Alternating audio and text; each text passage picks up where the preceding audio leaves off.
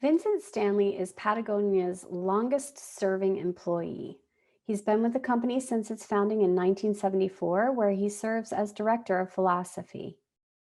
Vincent is the co author of the book The Responsible Company and is considered by many people working in the field as a pioneer in sustainability in business. Vincent, Patagonia was originally a rock climbing equipment company that wasn't necessarily focused on social and environmental responsibility in the same way it is today. Can you tell us a little bit about what the evolution to sustainability looked like within the company? When we started in the 1970s, there was not much of a concept for businesses to, especially to change their environmental practices, but also their social practices. There was a kind of understanding that you went into business and there was a framework of what was permissible environmentally and socially, and that was pretty much determined by the government. And so we felt a sense of responsibility for making climbing gear. We knew our customers' lives relied on the quality of that. But when we got into the clothing business, which was essentially to bolster the financial capacity of the climbing business, because we had a huge market share, but very little money, very, very low sales. The idea was to get into an easier, cleaner business. Didn't deal with iron and steel. You're dealing with cotton and thread, and one where you wouldn't have to be as worried about whether a product failed or not. And so it took us a long time.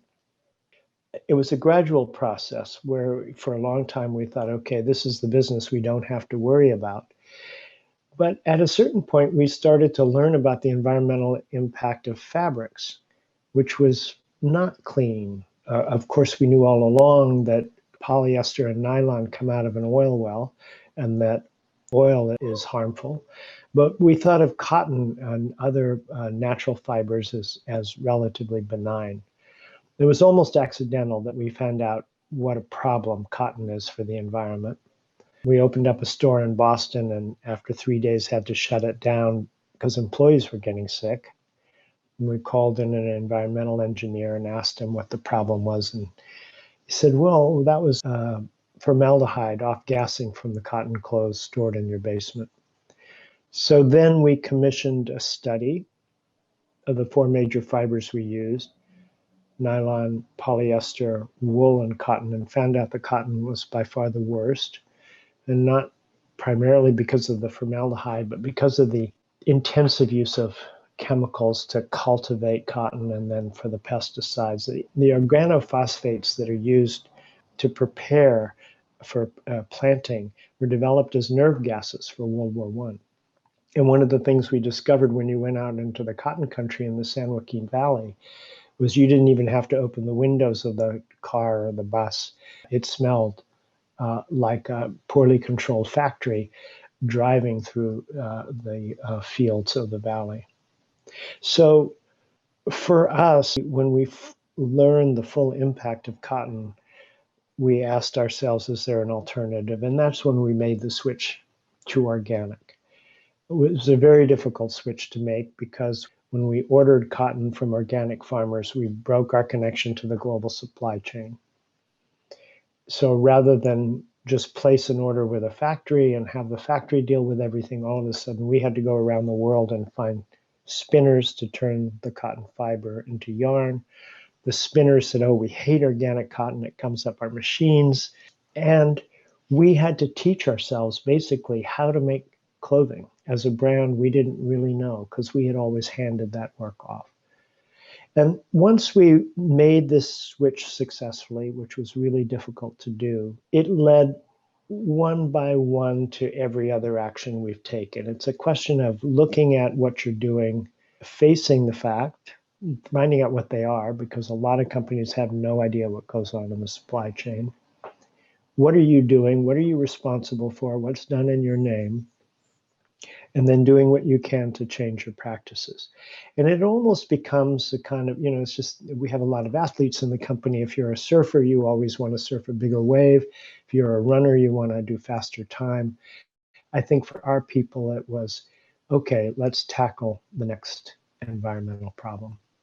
And then it became a social we also learned about what was going on in the factories, the working conditions, that people were not well paid. And so for the past 25 years, we've really engaged in the process to eventually get everybody who's working on a Patagonia product up to a living wage. That is very, very impressive. And as you know, company culture really, I'm sure, plays into that transition and the ability for a company to grow and maintain those as sort of their core commitments. Can you talk a little bit about how you think the culture was able to kind of continue, even though the company changed and grew so much over the last few decades? Your question deserves a two-part answer. And every company has its own culture. It's like every snowflake is different. Every company I've ever walked into had its own culture.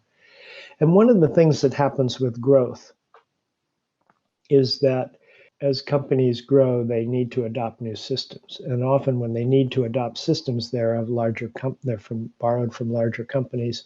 And so you start to hire in people who have worked at larger companies who can manage the new systems, because your existing people have no lived experience doing that. That creates a couple of problems. The people who are your employees who have been there for a long time start to say, do I belong here? Am I still relevant? And the new people coming in say, oh my gosh, I've never worked in a company like this. Everything I know is geared toward a different kind of corporate environment. Am I going to screw things up?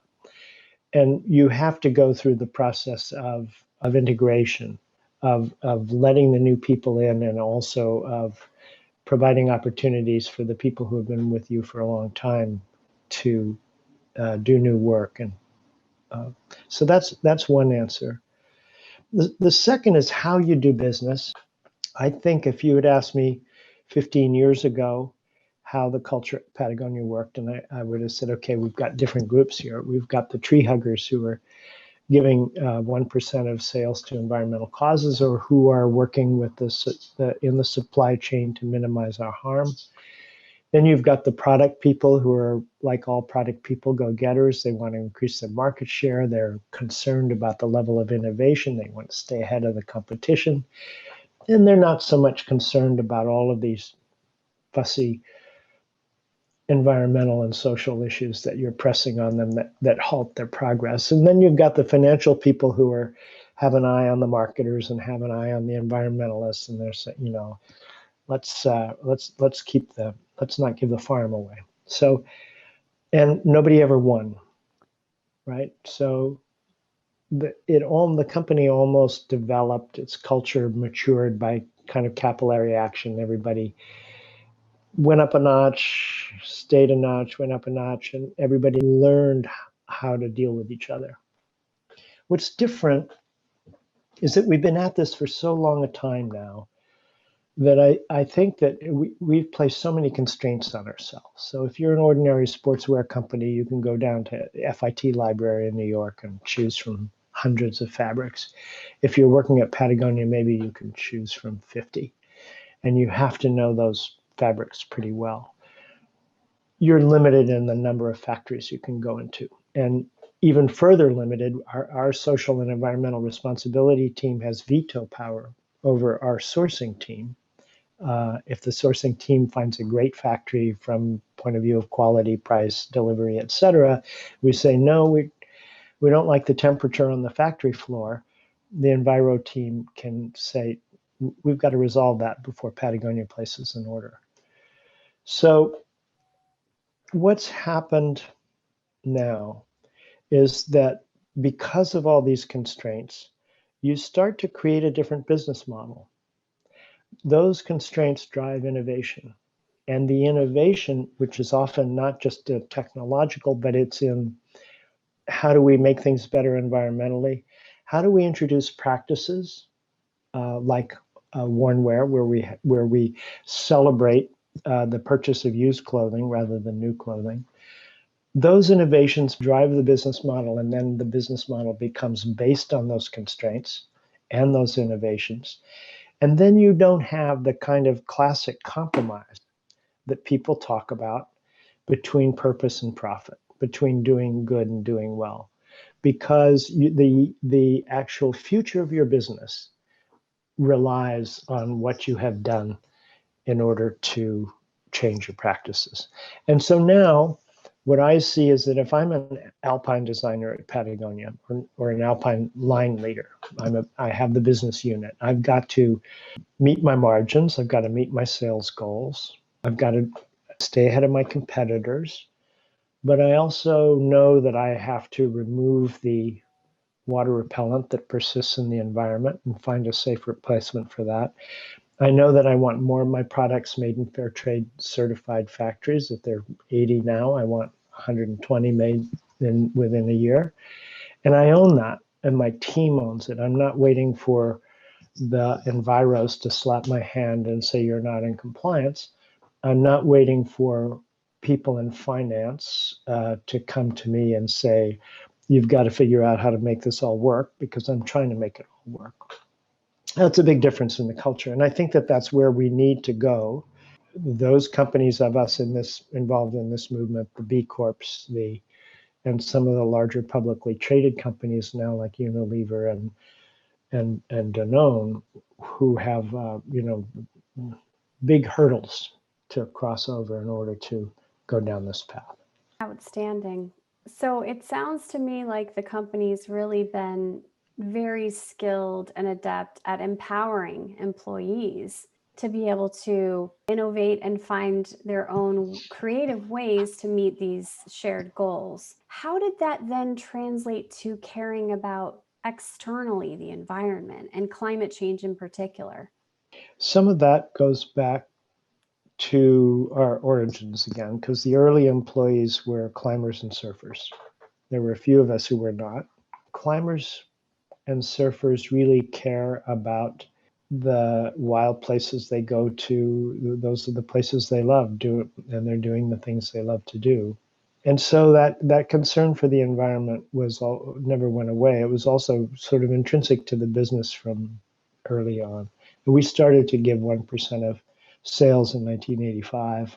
We started environmental education campaigns in our catalogs toward the end of the 1980s.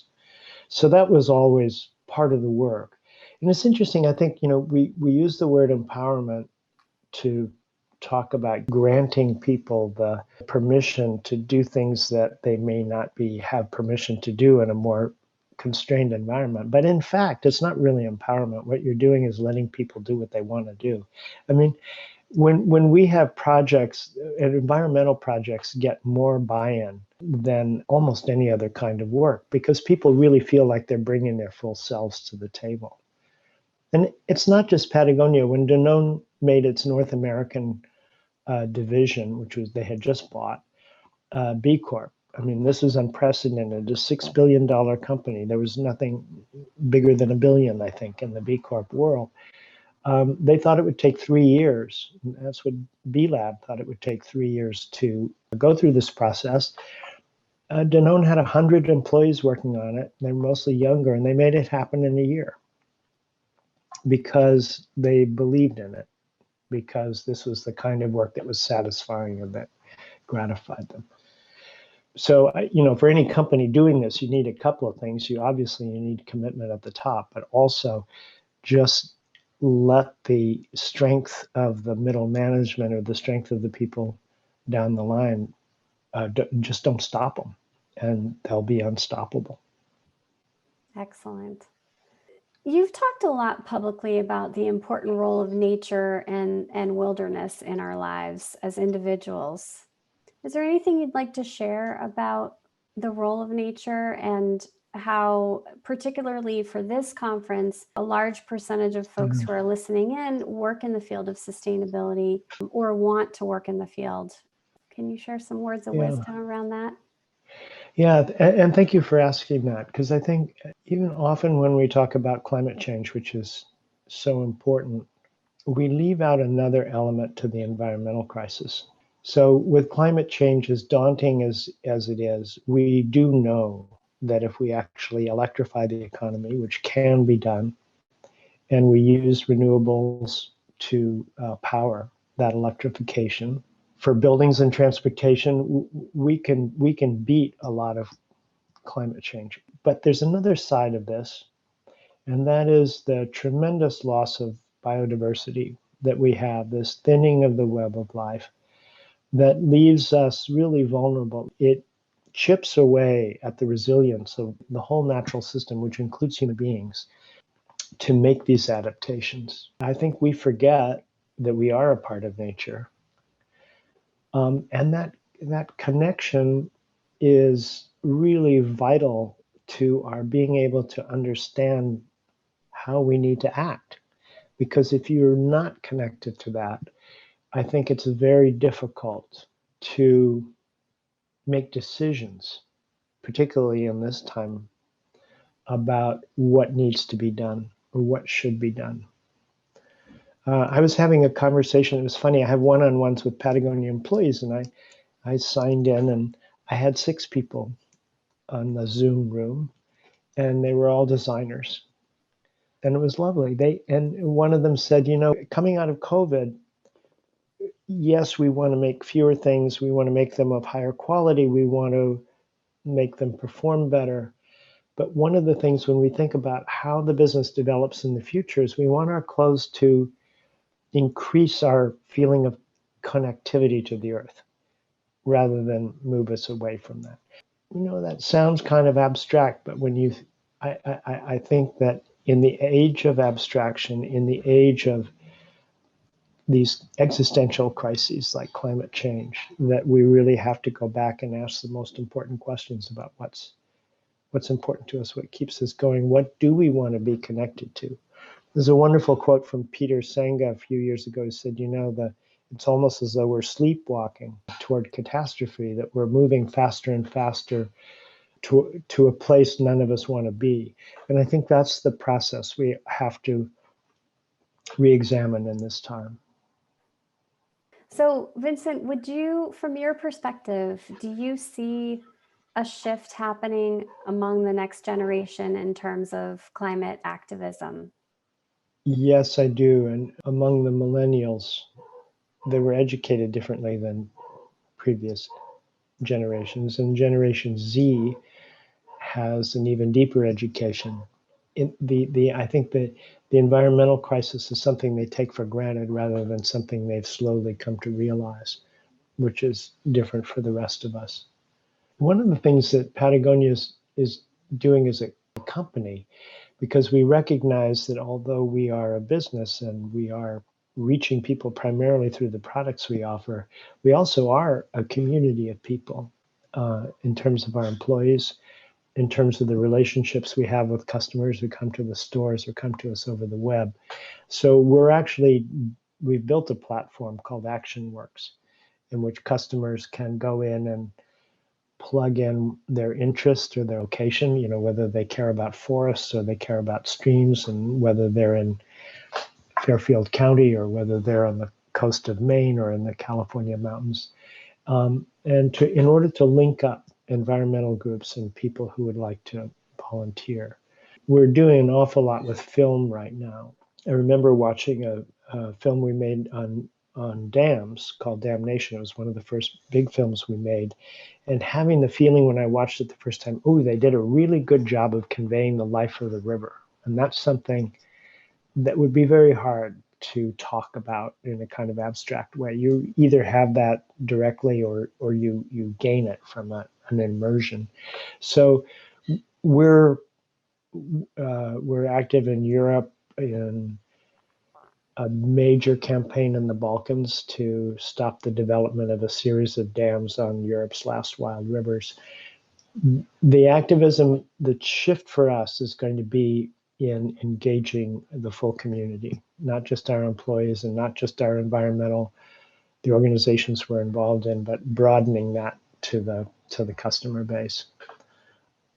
Thank you so much for joining us today, Vincent. Very much appreciate your time and wisdom. Well, thanks for having me, and it was a pleasure spending time with you.